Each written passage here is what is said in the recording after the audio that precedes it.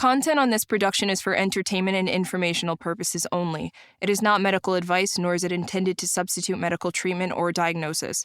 Seek medical help if you believe that you are suffering from a mental illness or are a threat to yourself or others. By using any or all of the information provided, you do so at your own risk. Any application of the material is at the listener's discretion and is his or her sole responsibility.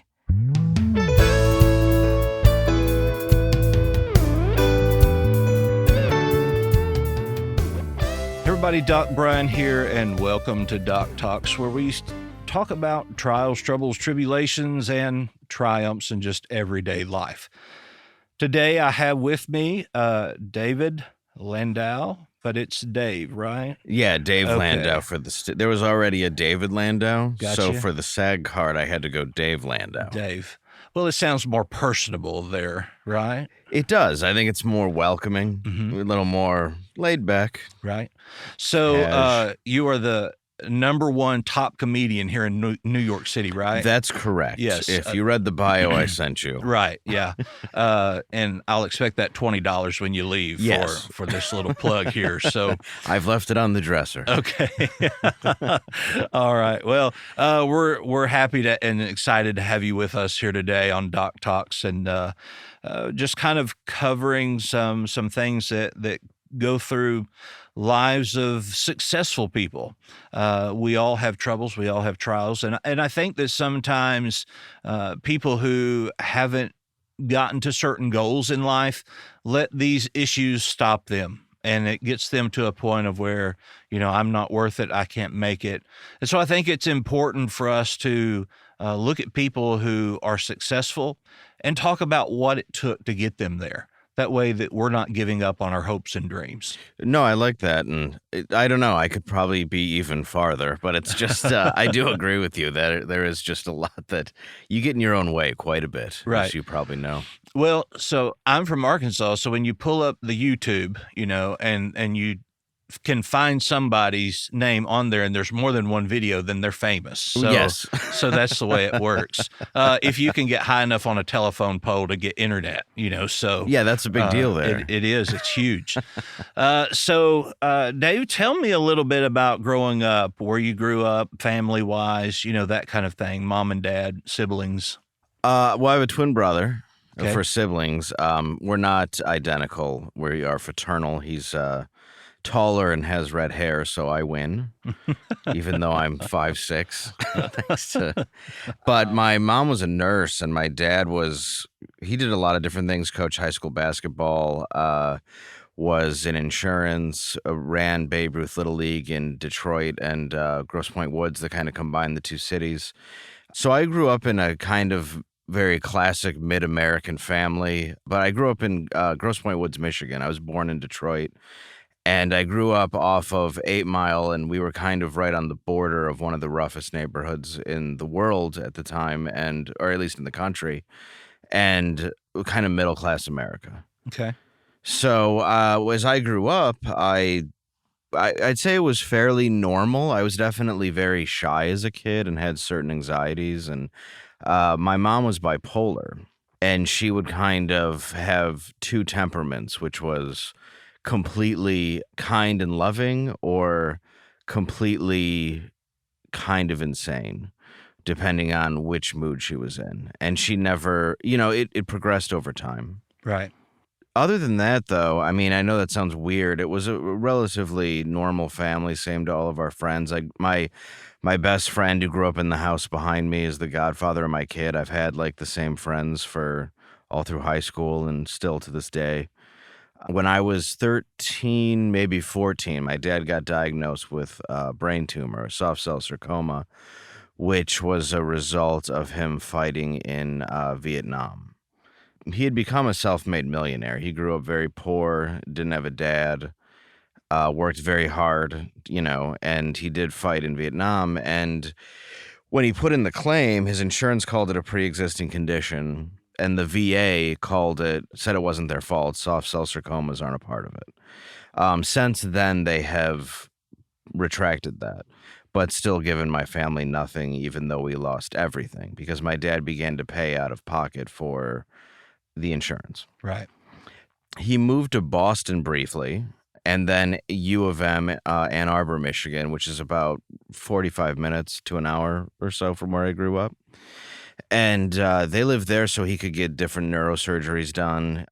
He had a halo drilled into his head. And I started working, I started working when I was like 13 at my dad's baseball field, but probably like 14, I started working right when my dad was getting sick. And I started working at a pharmacy, which there I could steal like Valium and Vicodin and all kinds of stuff.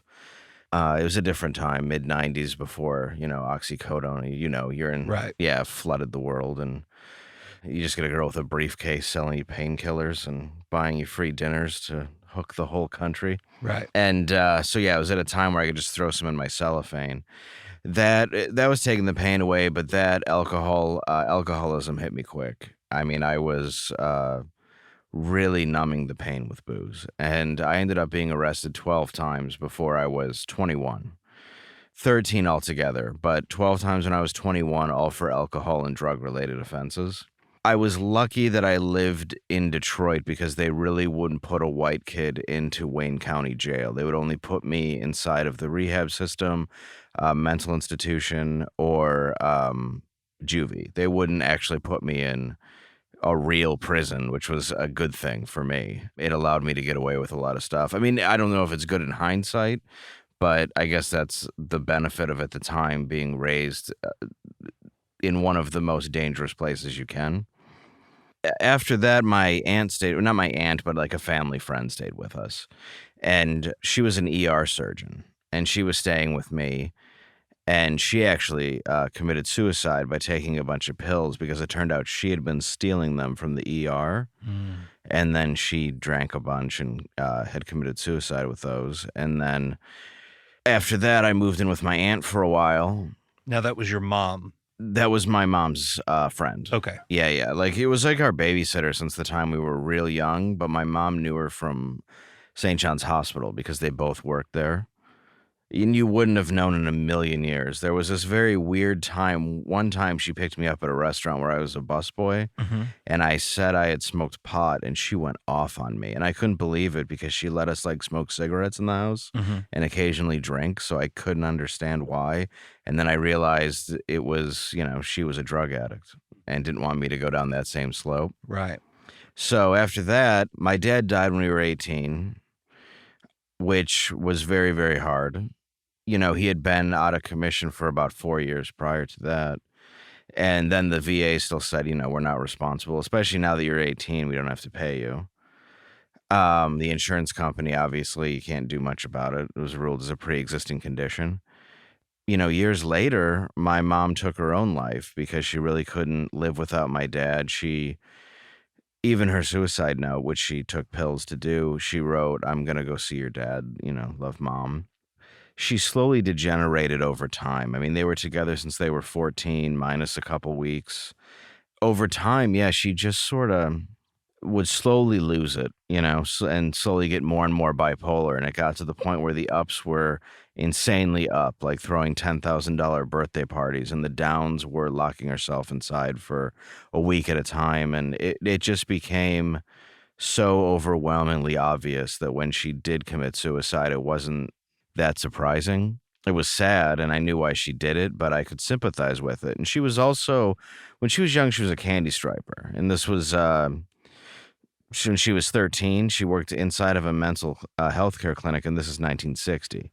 So you can imagine the horror she saw of mental health in 1960 with, electroshock, calling people retard, treating anybody with depression. So she, because of what she experienced as a kid, would never admit to having a mental illness. She was too afraid of it. Right. So no matter how many times we tried to talk to her or sit her down or do anything, she could go to a psychiatrist and get whatever drug she wanted because she had a PhD. She chose to be a nurse. She knew everything about medicine, and she knew how to manipulate the system. So she got everything she wanted anytime, and she was able to do that for a long time. She was in the system. She never stole medicine or anything, but somehow she managed to get a great deal of Vicodin off of a psychiatrist. So it's that's odd that you would get Vicodin from a psychiatrist. Yeah, we looked into that too. So it was an interesting ending, and after that, going through everything, and At that time, I was sober, though, and I did not relapse, which was a benefit, Absolutely. But yeah, I always took comfort in drugs and alcohol. And finally, yeah, it was my 13th arrest as an adult where I was locked in a jail, and there was a guy who had beaten his wife, and he was much bigger than me, and he was crying all night. And I just kept telling him to shut the fuck up, or Mhm. I'd beat the shit out of him. Mhm. And I'm very small and drunk, and I could not have. Mhm. But because of it, they ended up putting me in solitary, and they took my shoelaces and my belt. And then I looked at my mugshot, and I looked like a pudgy Pablo. I looked like a pudgy, not Pablo Escobar, but the other guy who was arrested not too long ago, who did the interview with Sean Penn. El Yeah, Chapo. El I got El Chapo. Chapo. Yes. I look like El Chapo for some reason. When I drank, I went from being an Irish Italian to a Mexican coke drug dealer. And just looking at me, though, I was a different person. I had like mutated into this version of myself. And I remember I had a mustache and a like soul patch because I was tired Mhm. of looking at my face. Uh-huh. Yeah, that was the moment where I sort of had the come to God moment. And I had a lot before, but Mhm. they never stuck. Right. And I ended up with a breathalyzer in my car, walking around with a tether. And I was married at the time, which was, I still am, but at the time I didn't realize I wasn't 17. I was now 27. And my alcoholism that I thought I had taken care of had just crept right back into my life. So that was, that was number 13 where I thought maybe it's me. Mhm. It's kind of like, you said maybe it's me. I routinely do counseling for people who are getting divorced. And when it's a man or a woman who this is their third or fourth marriage, it's probably not the spouse. It may be you. It could be you Maybe. looking inward. Yeah, Just saying. maybe just Yeah. a little bit. So we've got a long rundown here, and so I want to kind of back up and unpack Yeah, sure. some of this real fast. I realize it's a lot to cram into 10 minutes of explaining my life.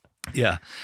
So you mentioned, of course, that your mom was bipolar, and so she kind of had, for lack of a better word, two personalities, in that she was either kind and loving, or, as you put it, insane. Yes. In the psych world, we don't like to use that word. I'm sure. In the comic world, we Absolutely use whatever. whatever word gets the bigger laugh. Yes. Yeah. So you mentioned that it progressed over time.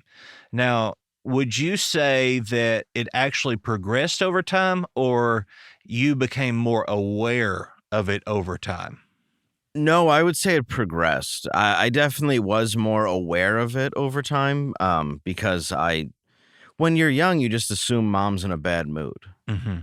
I mean, bad mood, and there was always a certain air in the house where it was very dark and terrifying. You just knew it walking in. Mm-hmm. And when she was in a bad mood, it was not like other parents. It was a different level that I realized by going to friends' houses and everything, like, oh, she doesn't act rational. But she was a good person, and for the most part, she had mostly up days. So it was like once every couple weeks there'd be a day. But then it became, as she was older, to half and half, and to the point where then that bad mood took completely over, and that down mood and that anger and that. So I'd say, yeah, it was a bit of both, but I definitely would say that I watched her illness progress over 30 years from the, not 30, she died when I was 33. Yeah, it was probably over 25 years that I had noticed, and I could tell the difference. Okay. Did you know or recognize that your brother or your father could see the same things? Because sometimes it's in a family, we kind of pick up on certain things where other people may not have the same perspective as to what may be going on. My dad never saw certain sides of her, I think. I mean, it's hard to explain, where she had a comfort around him, and he did, of course, see her bad moods, but we'd leave the house.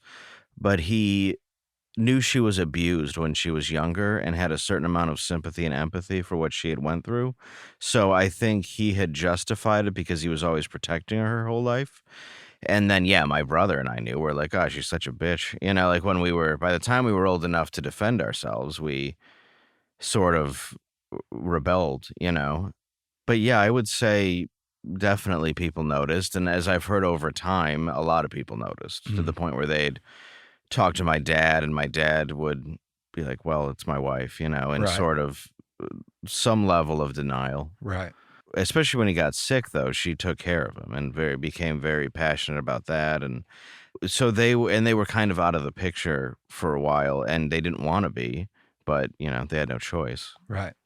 So once again, there was issues of loving and kindness, and then issues of, once again, with your word, insane. Yes. Can you kind of explain to me in some kind of either an instance or your definition of what insane looked like? The first time I noticed it, I just asked what we were having for dinner, and I was 5, and she said dog shit and was real pissed off, like that I'd even asked. And I was like, okay, well, that doesn't sound too good. Right. And that was one of the first times I noticed. Uh-huh. But she was more, physically abusive and verbally abusive. But that was when you would notice, like, oh, she would have a belt out and, just beat the shit out of us. So it's like, that's when you would kind of go, okay, well, she's crossed over into this other zone. And I guess, a lot of my friends, this is the 80s, a lot of my friends got hit. It was either with hands, spoons, belts, whatever. I don't think I think whatever was the closest. Whatever was I remember I was watching Full House one time, and a kid said to Michelle that his dad had hit him, or his mom had hit him, and then the police came and were like taking him to a better home. And I'm just looking at my mom like, can you do this? Like, is this, it was one hit? Right. And I just grew up as if it was normal, and when I met my friend, we'll call him T-Bone, he was like, oh no, my parents have never hit me. And I met him when I was like 12. Yeah. And my dad wasn't my dad was not violent, but my mom was. And that was like the first time I realized, like, oh, there's other households where this kind of stuff doesn't occur, Right. But yeah, I grew up with it normal. Right. So talking about Full House there, I remember a time growing up where I was, I wouldn't use the word physically abused, but very well strictly disciplined. Yes. And living in the South, we all know what that means. Yes. And so I made the comment, I said, well, if you hit me again, I'm going to call the police. And I remember distinctly at 8 or 9 years old being hit again and then given the phone and said, call them. But when I get out of jail, you're going to have to call them again because I'm going to do it again for you calling them. And I was like, yeah, so maybe we shouldn't call. So, but once again, growing up in a household, even having friends, that wasn't something we talked about. Right. So we just assumed that was normal. Right. For lack of a better word, normal kind of behavior. And in the 80s, early 90s, we still had corporal punishment in school, so we didn't, in our world growing up, I imagine we're about the same age. I'm 38. So. Okay. Yeah. I'm a little younger than you, probably a couple of months, but I'll say I'm younger than you are. Yeah. But that was kind of, it was the social norm. Mm-hmm. That was how you were disciplined. It was not uncommon. It's like you said too, the social services thing. My friend Mike does a joke about that, where it's like, call them, they don't want you either. Right. And they kind of do that like Joe Pesci in Casino thing, where it's like, that's fine, but by the time you get out of your coma, I'm going to be getting out of jail. I'm going to do it again. And that was always the element. And when you saw your friends get hit or slapped or whatever, it wasn't weird. Mm-hmm.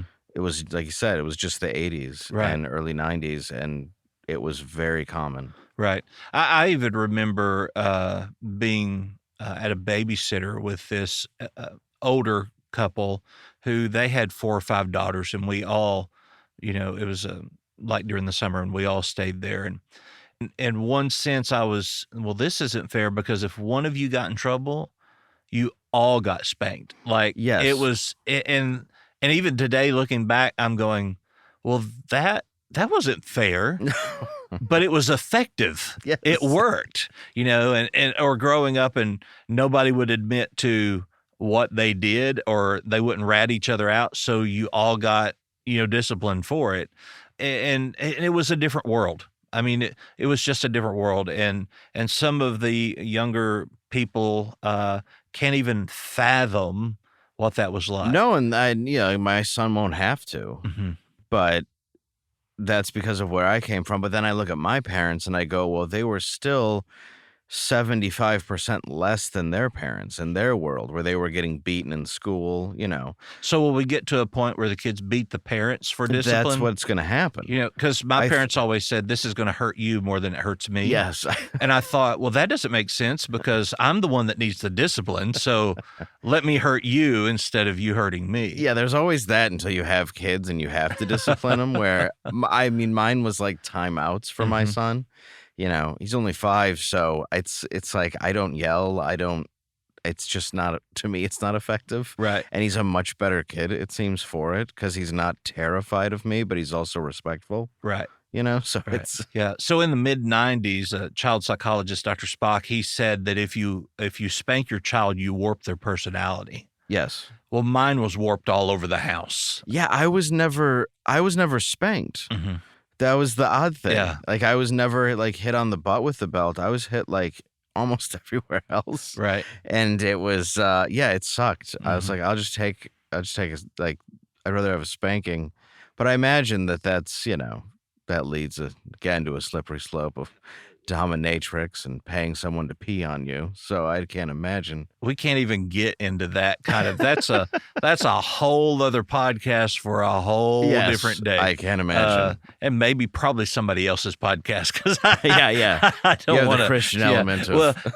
we'll let somebody else talk about those things. So tell me about now. You're 13 years old now. You're living in this I'm going to say dysfunction of a house, and all of a sudden, out of nowhere, your dad is diagnosed with a brain tumor. I was at the time about 1.5 years into pretty severe depression, but I didn't know what it was. Right. But I did know that it was a good time that grunge music had come out because it accompanied that feeling. Right. So I was writing a lot of songs and stuff down and anger. And when I turned 13, I don't know if I really grasped it. I just knew my parents weren't around, and I was like a weird 13, 12-year-old. I mean, I was into like David Lynch and punk and like grunge, and That's weird. yeah, I was into like Tarantino, the independent film scene. Clerks had just come out when I was 13, so I was buying cameras or like looking them. I was very much into like the art community, and very much using this depression as a shield. I felt good in it. I felt good because I was protected. If I didn't have to be happy, I didn't have to worry about becoming sad. I could just stay there. I still fight with that. It's a very good place to be, because if you can't go down unless you force yourself, it feels pretty good. Right. You don't have to worry about that. So when I was 13, it affected me, but it affected me in the way where I was a pretty sweet kid. I was really nice and I was shy, and my brother was very popular, and at the time I was not. And I would have done anything to be popular. So that's when I started really misbehaving in school. And there's like the class clown, and then there's the kid who causes real problems, and that was me, like lighting off fireworks in class. One time I hit a teacher on the ass with a ruler, and I got suspended from our Washington, D.C. field trip. I ended up going to high school for 5 years, and that's when I started. So you crammed 4 years of school into 5. Yeah, that's what I did. Right. Yeah. I just did what I could. 6 if you count summer school and night school. It's quite a student. You'd see all Fs, and then TV production would be an A. So there was a little potential on that report card. But that's when I started to really rebel, and that's when I started doing drugs. I started experimenting with weed, and then when I was 14, it went right into LSD, which I ended up doing almost every other day for the next couple years.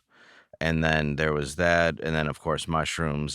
The ecstasy boom eventually came, snorting Special K, cocaine, and then would have to drink in the morning to stop from shaking by the time I was 16. So starting at 13, what I knew at the time was I was sad, and I knew that I always had two speeds in my life where it was either up or down. So I just kept myself kind of in the down place, made friends that way by just not really caring about myself, my own safety or anything, willing to do anything for a laugh or do anything to get the attention of, girls, whatever it was. But yeah, when I was 13, I think it justified my sadness and my anger and my disappointment at the world. Mhm. So did you ever, at any point in that 13, 14-year-old, have the fear or even conviction that you may be doing exactly what your mother's doing? No, not at that age. Okay.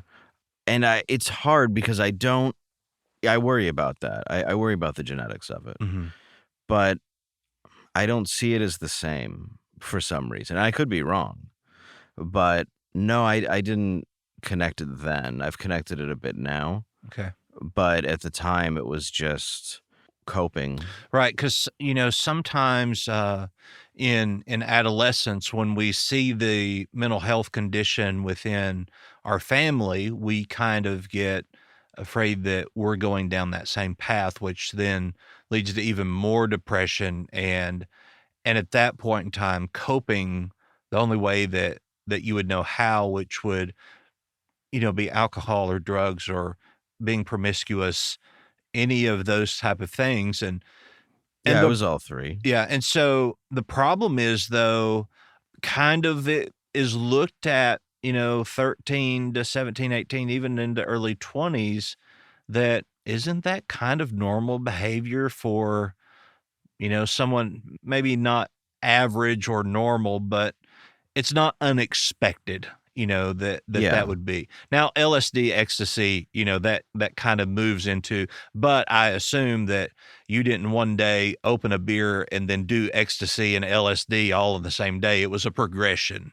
No, it was a progression. I mean, I jumped pretty much off the high dive into drugs. There's no doubt about it. But it wasn't that it wasn't an antisocial behavior. It was very social. Right. And at the time, mind you, this is before smartphones. This is before all that stuff. We didn't have that technology. We had pagers, and it was everything we did was as a group. If I'm snorting Valium, as weird as that sounds, I'm with 3 people. Right. And for our listeners, I would not recommend snorting Valium. No, it's really not Yeah. the best way to do Yeah, it. it makes your nose burn a little bit. It does. It makes you a little tired. Yeah. It And really and doesn't leaves a mix- funny taste in your mouth, It too. does. Yeah, you get the throat driplets Yeah. in the back, and it's Yeah. just Maybe like pixie sticks. You could snort those. you could do those. Yeah. I still do. Yeah. It gives me the sugar I need in That's the right. morning, and it gives me it's sort of like cocaine O'Doul's. Right. Gives you a little kick.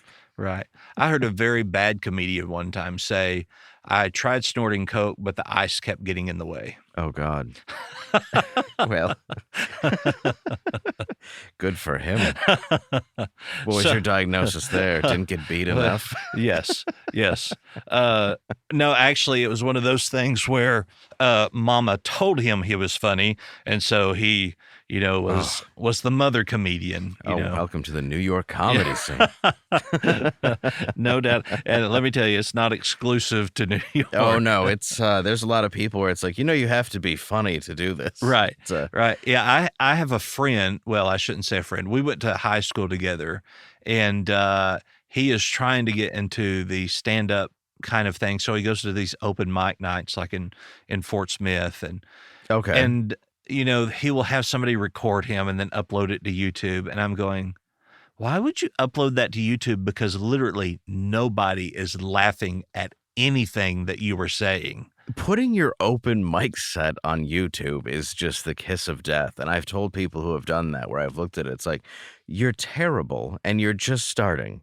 And you want everyone to witness this? Right. Like, wait till you get a TV credit. Put that on YouTube. Wait until Absolutely. you do something. Right. The best case scenario is a radio show finds that and plays it and rips you apart. Like, Right. there's no benefit. And then you're hired because people think you're funny, but not in the way you want to be funny. No, you're just terrible. Right. So they're laughing at you, not with you. Right, which Yeah. is a lot of people where you're just like, why are you? There's also the guy who is completely right about everything or whatever and wants to push his ideology on the entire audience, so he doesn't say anything funny. Right. He just lectures, and it's like, as a comedian, you should not have that point of view. Like, you should have a terrible point of view and then make that vulnerable and share that with the audience. Absolutely. You're a flawed person. You're Right. not somebody that should be celebrated, or no one should listen to my advice from stage because none of it is real. Right. It's all an exaggerated version of what you could really do within real life, or I'll tell you stories about my life that I wouldn't recommend doing either. Right.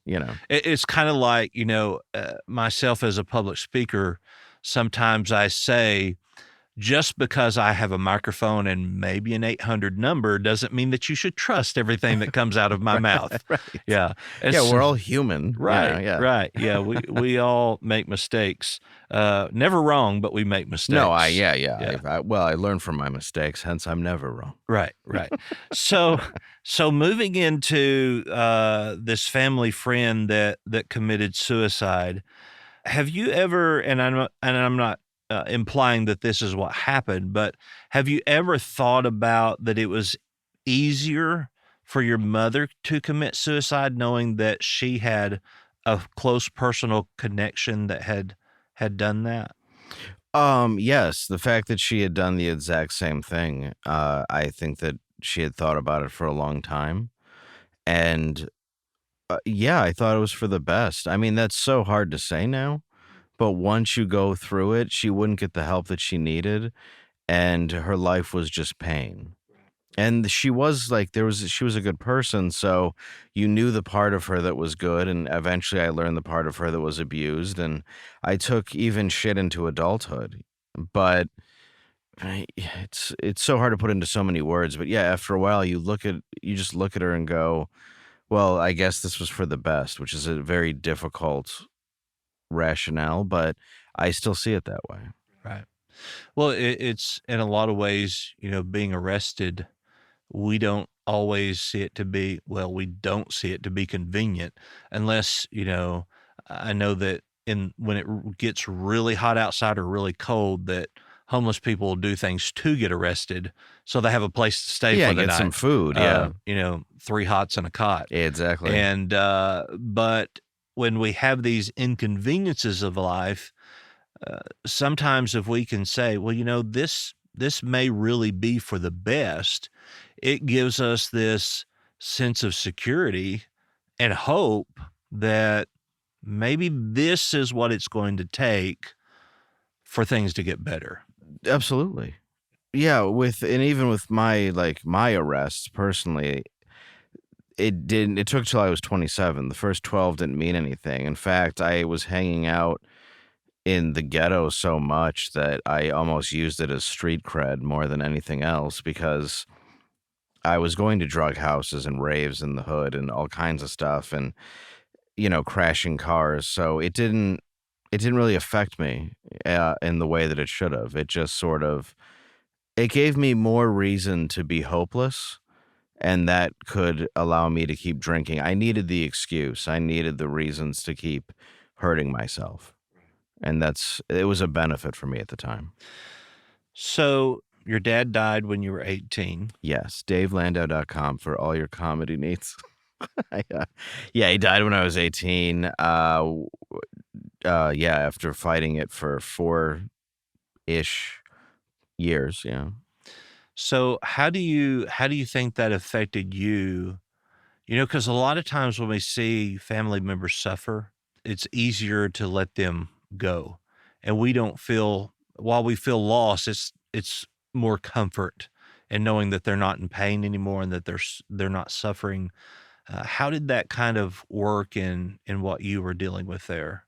I did have the wherewithal to realize that Okay, this is probably better than him being in pain because I remember the first time I saw the halo drilled into his head. I was tripping on acid, and I walked in, and my dad's just sitting there with a halo nailed into his head, and that is terrifying. But when you're on 3 hits of acid, it is extra. And my dad knew too because he was in Vietnam. He knew what it looked like if somebody was on hallucinogens, and I watched him suffer, but at the same time, he was very tough and he never let it affect him. He was like Dangerfield. He's always making jokes. Like I never connected how bad it was because they wouldn't let me see how bad it had got. And the only reason why I knew he was going to die the night he did is because my grandma called and said, "You should come up with your friends and come talk to your dad and say like goodbye." And when I got there, he still didn't seem in a place where you would just make that judgment call, but he did die shortly after. And he was just very, very tough and did not show that level of emotion or level of, I shouldn't say emotion because it almost sounds like because he did have emotions. He was very happy and he wasn't a person that really let life hurt him. He was very tough and it didn't seem that, or at least I was in complete denial. And I remember it differently. Right. So now moving into your adult life, the last arrest you said you were 7. 27. Yeah. So within that time of graduating high school and 27, what was life like then? Pretty good. I mean, I got out of high school and I immediately joined Second City in Detroit and started taking classes. And I told my dad that's what I wanted to do, and he was really happy because he knew how much I loved it. Like he used to wake me up to watch SNL when I was a kid. You know, my brother would still be asleep, and I'd be downstairs watching Dana Carvey and Mike Myers and Farley and Back when it was really good. yes, back when it was really good. Dennis Miller up to Norm, really good years. And yeah, those were good days. So is that kind of where you drew off of wanting to be a comedian? Oh, absolutely. I never knew I want to get into stand up because between those years, I really just wanted to get into sketch. But my friends kept saying, "I really like your writing. You should try stand up." All right, so I went and I tried stand up comedy, and I loved it immediately. You know, I was a fan of stand up, but not the way that I was with sketch and acting and film. But it turned out I had kind of a knack for it, so I fell into it. And eventually I was making a living and I just kept going down that path and I got a bit further away from acting and sketch. And you know, part of me regrets it, but the other part of me loved what I was doing, and now I'm able to tell my story. You know, I get a lot of fulfillment about doing rehab shows and telling my story. And when I connect with somebody who's like, "Oh no, I was in a mental hospital. My roommate was a vampire, not a werewolf," and you know, it's like the way you can connect with somebody on such a personal level by just telling your story is something that I really don't think comes across in any way except for stand up or, like you say, public speaking or whatever it is as far as entertainment goes. There's a certain one-on-oneness of that can be lost when even telling a story on film. So I really do love the way that I'm able to talk about what I've been through. Was it one of your bits where you weren't taken to jail one time and you were taken to a mental hospital? I was taken to a mental hospital, but the only part of that isn't what happened was the police walking in. What happened was I went home and my dad was there and I tried to fight him. And I shoved him and my dad's head hit the microwave and there was a crack in it, and that was from his halo. And my dad also knew judo and was a soldier, so after I did that, he flipped me around and like got me to the point where like I was just like over the stove, not moving. And that's when my mom called the police and had me sent to a mental hospital. While I was in the mental hospital for 2 weeks, one, I was attacked by a werewolf kid who took his clothes off at night and tried to attack me. Right. And I tried to fight him off, but I grabbed a lamp and it was glued down because apparently you don't want those available in mental hospitals. Uh-huh. So yeah, I had to wrestle him off me, and they tranked him with booty juice. Uh-huh. And then after that, they said I shouldn't be there. Uh-huh. They said you should be in a rehab facility. And after that, I went to my first rehab, which was Brighton in Michigan. And sadly I don't think they have it for youths anymore. But it was 18 and under rehab, and that was my first time I did 30 days in a rehab facility, which is with all these kids who were like, I think the youngest kid was 13, the oldest one was 17.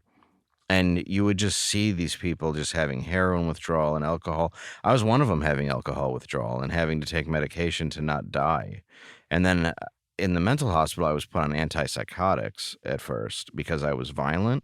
So I was just I was the most even I'd ever been. I didn't have thoughts, good or bad. I was just a zombie, just vacant. And they took me off that, thank God. And I was like, oh, right, feelings again. But I didn't like those either. Right. So, And a lot of people say, I don't want to go to a mental hospital, or I don't want to go to a psychiatrist because they're just going to put me on medicine that make me feel like a zombie, yes. which has to happen for you to suppress that emotion so that we can work on those emotions. Right. And, that's kind of what happens. That's the whole purpose Right. of doing that. But there is a reason that it's called practicing medicine. Right. It's not. It is a science, but it's not a science. We're all different. We metabolize things differently. So, what happened? What was the turning point that really pushed you to that first open mic night? I would assume it was your first appearance was at an open mic. Oh, well, it was being at Second City, and I was reading a sketch I had written, and it was just after 9/11, and it was like a country song about how, because you know how like all those country singers would be like, this song's about 9/11, me profiting off 9/11. It's just, and I really like outlaw country and stuff, even though I'm from the North, from Detroit. But I love like Jason Isbell, Sturgill Simpson, like just great artists. But at the time, I really hated pop country. I still do. So it was based off of that, and my friend just was Because it's saying, really not country music. no, it's garbage. It's pop-produced nonsense from like Nashville is two cities. One is a very pop, terrible place, and the other one is where like all the great music Right. has been through, Right. Yeah, there's the Opry, and then there's just whatever TNN. And at the time, we were writing these sketches, and we brought the sketches to a show called the DeVito Code, I think, and then we did another one called Meet in the Middle, MEAT, which I wrote, and that was just a pun for anal sex. But I did it because it was the gays and the straights couldn't live together, so they made their own towns. So like the gay guy lost his florist shop because there were no there were no straight guys to buy flowers for their wives. And then like one of the straight guys lost his Subaru dealership because there were no lesbians to buy his cars. And then they meet in the middle at the end. So it was but it was like filtered with sketches because you're very highly political, and Second City is what SNL was based on. So when you write a sketch, you want it to be making fun of whatever's in power. And at that time, it was like the George Bush and the right, Mhm. Speaking of, political power and comedy, there's not been a lack of material in the last 3.5 years. No, I do Fox, and I do the Anthony Cumia show, which is known for being right. And I'm sort of a moderate, which people can say is a cop-out. But if you listen to my life, every institution that I've looked at has failed me in one way or another, so I do not buy into any of it. So all I see now is two sides of chaos, and I guess my humor just fits slightly more right because I'm still of the mindset that comedy is comedy and should be taken as simply a joke and should not be the way that it is now, where you have to be careful if I have to be careful of what I say, why am I doing satire? And now it's like you said, the line has been blurred between reality and parody to the point where every headline just looks like The Onion, where it's like multiracial white supremacist group, and you're like, did I just read that right? Like, it just looks like a National Lampoon thing from the 70s. It's just absurd. I just can't imagine the narcissism level to want to be the leader of the free world. But now to watch it to see how far it can go, you're like, all right, well, and I don't, again, if anybody's listening, again, I don't dislike certain things, and I like both sides, and I dislike both sides. I think that's the problem, is we find no middle ground. Absolutely. And we can't settle anything, and that's the biggest problem in our country, is we're all fighting for a team, and that's just so stupid to me. Mm-hmm. But I think at the end of the day, we're all fighting for the same thing. We just have different ideas of how to accomplish it. You're 100% right. That's how I see it. I think people do want life, liberty, and the pursuit of happiness.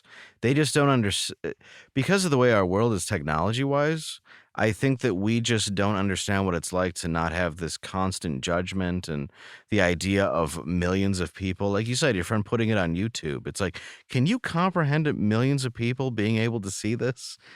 You can't. Right. We gave every American a television station, and now we're just watching everybody battle each other over others' rights, and we're not, again, looking inward, in my opinion, and saying, okay, what do I do wrong? What can I change? What do I like? Instead, it's, I like this team, and let's burn down a city, or, whatever it is. Right. You're either an Antifa or you're, a white nationalist. There's no middle ground. You're either KKK or burning down buildings. Right. And, talking about putting things on YouTube, I have a TikTok channel, and I remember the first time that one of my videos got like 1,000 views, and I was like, wow.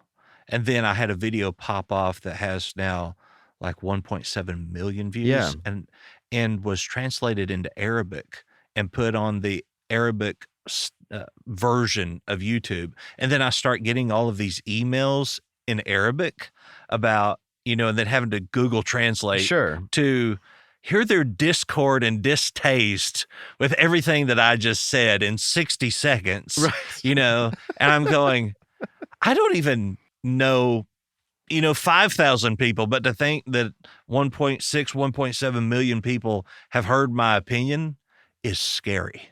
That's how I said, because I think I have close to 1.7 on my werewolf story on This Is Not Happening, right? Which Comedy Central put on there, and that's 1.7. But half of those is from me because I fell asleep. Yeah, and at least a third's from me, refreshing. And, but I look at that, it's like that many people have seen it, and then people will show up to my show, and I think like, oh, you must know my radio show, but they don't. They're like, no, I saw your This Is Not Happening, and I was in a mental whatever connection.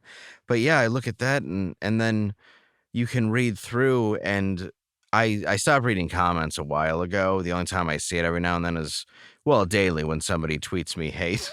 But usually I just mute them, and then it's just fun. Because whatever I've learned over time, whatever it is, they're just projecting it onto you. Because it's almost, you read it and you're like, this seems very specific for me. Like, you closet homosexual whose dad was a nom, and who, and you look at it, it's like, this sounds like you. Like, I don't know, maybe we related, but the amount of just gay verbiage and racist shit that can get thrown at you in a day is pretty astonishing. Absolutely. But I look at that too on my video, where my favorite is like lies, and it's like, what? Why? Just because it's not an interesting story to you, or I think it's an interesting story, the crowd does, but just because it's not something that you think is possible, it took me a long time before I could walk on stage and do that. I mean, I was very much into one-liners and stuff, and once my friends were like, you have to get more of your story out there. It was hard. Like, I have to make this funny. I have to talk about, and I've been able to do that, but it took a long time to hit a comfort zone where I was okay with letting the crowd really know what a piece of shit I had been at points in my life. So do you think, though, that the crowd, for the most part, knows that most of the story is true? People will ask after. Most will realize it's true because there's just a way I'm telling it. Because even in a club, I'm going to start with jokes, and it's going to be obviously more one-linery and just hitting them to make them realize that I know what I'm doing. And then I move into stories and drug abuse and alcoholism, because you also want them ordering beers, and I don't want to open with that. The club's got to sell drinks. Right. So later on, when I get into my stories, though, and everything like that, they're on board and they trust me and they know that I'm being completely authentic. And that's the moments that I wish I could do the whole hour of, which I'm working on, but you need your audience for that. You can't just walk into a random club and just open with, Right. So tell me now, in your adult career, that sounded bad, didn't it? In your adult career. Yes. That My kind child of alludes to Yeah. a different kind of Yeah. career. Yes. But now as an adult, in your career, what would you say that your highest point has been? And I'm not talking about drugs. I'm talking about the best performance, or the one thing that you are the most proud of in your career. At the moment, and it has been for a long time, it is This Is Not Happening, just because it took so much to get me there, to be able to tell that story and to have that faith in myself. But I'd say that element is what it is, and being able to do a rehab show or do a 12-step benefit and have an entire room of people laughing because we're all hurt. It's what I love about people who go to those shows, because chances are, if you've, pawned your grandmother's silverware for heroin money, you're not going to judge me for saying stuff about my old life. You're very open. So there's that element, and then also being able to be on the Anthony Cumia show and keep up with one of my heroes, and that's an amazing thing. It's just, New York I've been here for 3 years, and it's not really the most welcoming place, and it's not really the dream for me. And I just finished my book, and I have Brad Garrett writing the foreword and helping get it out, and I'm really happy about that, because it's stories of my entire life, like what I talked about and different things that had happened. And it took me forever to finally write a book that my friends had been asking me to do since I was like 17. And I finally put it out there. So the first book is just my youth. That I'm very proud of, even though it's not even out yet. I'm just proud that I was able to get that out. And you found that, I'm sure, liberating. Very much so. I try not to hang on to my past, but it's very hard not to. Mm-hmm. But we have to realize that what we have done is not who we are. Right. Yeah. And that's hard to sometimes separate it, though. Absolutely. Absolutely. Well, thank you for listening to Doc Talks today. Doc Brian, as we go into the diagnosis part of this, you can find that episode on Patreon, where we talk about the diagnosis that we actually think is going on with our guests and discuss that diagnosis and potential treatment of how they would put all of this together to help them cope with their mental illness. Dave, I appreciate you sharing your story with us today. Our guests will join us on the second part of this podcast to discuss their diagnosis. Dave, tell us where we can find you real quick. DaveLandau.com, at Landau Dave on Twitter. It's Landau. Dave Landau on Facebook. Dave.Landau on Instagram. My OnlyFans. Now, let's see. Which I have one subscriber, which is my wife. Yes, that's it. My Grindr account. I think that's everything. All right. Well, thank you for being with us today. As I said, join us with the second part of this podcast on Patreon to discuss their diagnosis. Thank you, and thank you for listening.